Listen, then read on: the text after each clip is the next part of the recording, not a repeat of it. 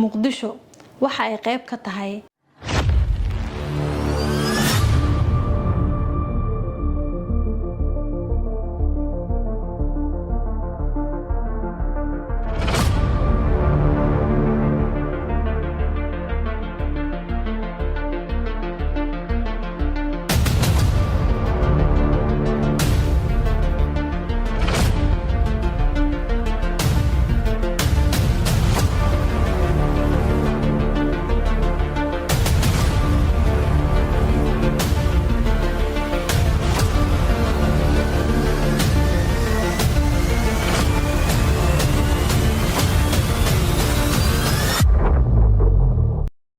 maanta oo kale 31 Oktoobar golaha loo dhan yahay ee qaramada midoobay ayaa u aqoonsatay maalinta caasimadaha adduunka.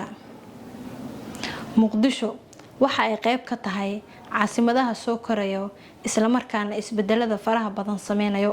Muqdisho oo ah caasimada dalka Soomaaliya waxa ay ku tilaabsanaysaa horumar kala gedisan sida dhismaha daaraha dhaadheer.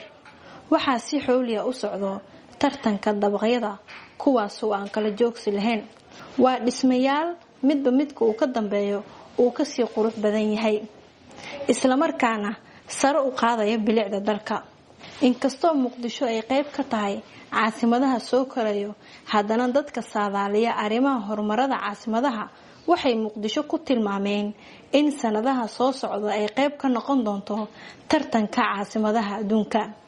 Dhanka kale, guud ahaan dunida sanadka 2030 qiyaastii 60% dadku waxay ku noolaan doonaan magaalooyinka, iyagoo ilaa 60% dadka degan magaalooyinkana da'doodu ay ka yar tahay 18 sano. Inkastoo horumar waara laga gaaray himilooyinka waara, magaalooyinka qaar waxay wadaan la dagaalanka saboolnimada, sinaan la'aanta, xaalufinta deegaanka, kuwaas oo u baahan in si degdeg ah wax loogu qabto.